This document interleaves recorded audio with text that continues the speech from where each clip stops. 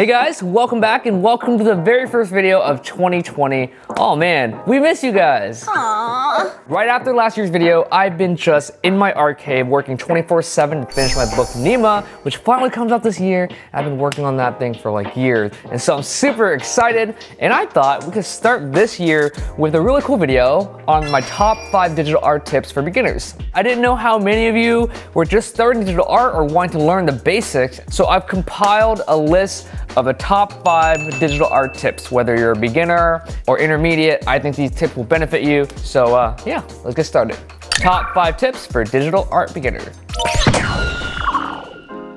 I have this piece started from over break, and I thought it'd be a really good idea if I worked on this while incorporating the 5 essential tips so you can see it in action and I can finish this piece with you guys. My very first tip into getting into digital art is to paint along the form. This is so essential, and I learned this a few months into my journey.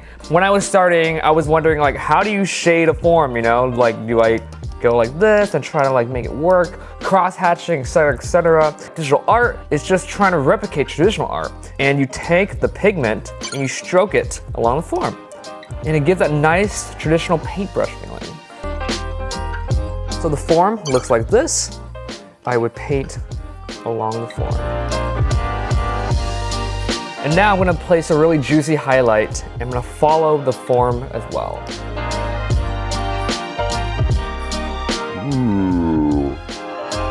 And faces are a lot more complex than these big shapes, but you take the general knowledge of painting the form and you just apply it to the face. Before, after. Nice, before and after.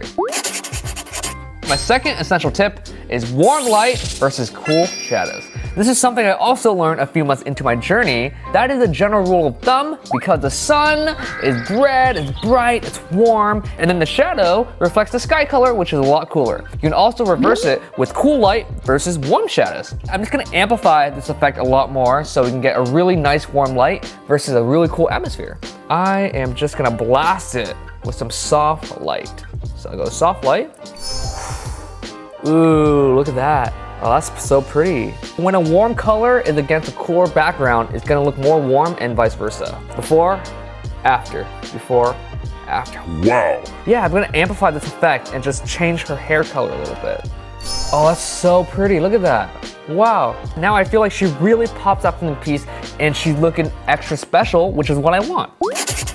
My next essential tip is something I avoided during the first year of my journey. It's to flip your canvas. Yes, flipping your canvas is so important because it gives you a fresh perspective on your piece. I could be painting and it looks like this face, and I flip it and the eyes appear. Sometimes we just have to suck it up and flip it because it's gonna make us better problem solvers and we're gonna find new things to fix. By flipping this, it already told me to maybe darken this area, so I'm gonna do that real quick. Some of you out there that have witnessed me painting in real life know that I flip my canvas every like 5 seconds, because I'm just trying to make a particular area look as good as possible. So I'll be like, this is my default orientation because I read from left to right. And so my end goal is to make this look great. And the fourth essential digital art tip is to exaggerate concepts. Yes, this is something I learned from some of the best digital art painters like Craig Mullins, Jamie Jones, etc. If something is really soft, make it softer. If something is really sharp, make it sharper. Let's push her to be super smooth and super soft, and then everything around her is a lot more textured. By pushing the two really far apart, creates a really nice impact in our brain, and it creates character.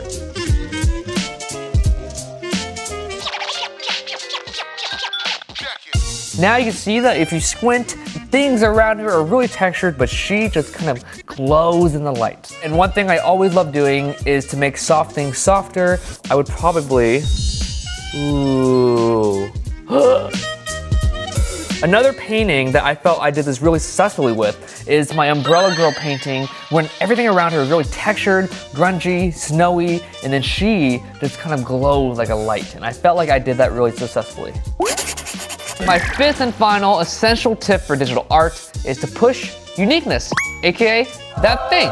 If you guys remember in my Master 4 series, in the character design episode, I talk about your characters having a special unique quality or a thing that people know about. And the same concept you can apply to every one of your digital paintings, and your painting should have a thing. And one thing I feel that this piece could use, and this is a gut feeling, I want to push this salmon colored hair. I think it's so beautiful. And so, I was thinking, I'm gonna sprinkle this around my piece. And this could also be a really cool story element where she's like the giver of life, and everywhere she goes, the flowers bloom in her essence.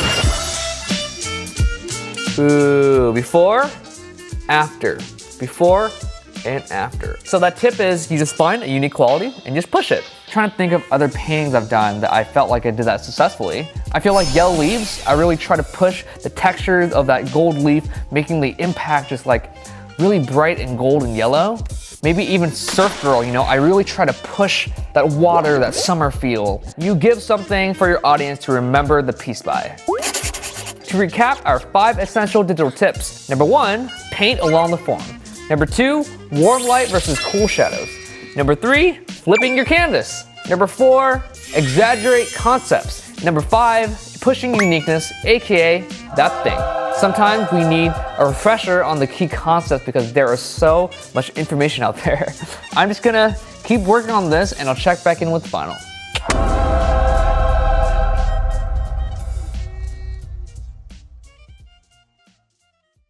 Milo! You miss everyone? Huh? For this first video of 2020, I wanted to just kind of retouch on the basics, so hopefully you learned a lot. But my book, Nima, is done! Oh! What a crazy journey it's been. I will talk more about it later, but I've been working on this book for years, since like the most of my channel. It's finally coming out this summer, and I'm so excited I can finally show you everything I've been working on. So I thought it would be fitting if we have a Nima countdown. 21 weeks until my book comes out. 21 weeks. So I'm gonna hold myself accountable. Nima is gonna come out in 21 weeks. And also, 1 million subscribers, 2020 energy. I wanna release videos every week. Yes, I wanna release videos every single Friday. I might skip a week or two because I'm like being held captive over a volcano, but usually, yeah, every single week. 2019 was a great year, but 2020 is our year. So we're gonna just make it super awesome. I have so much to show you guys. So don't forget to subscribe. And remember, every day is a color dodge day.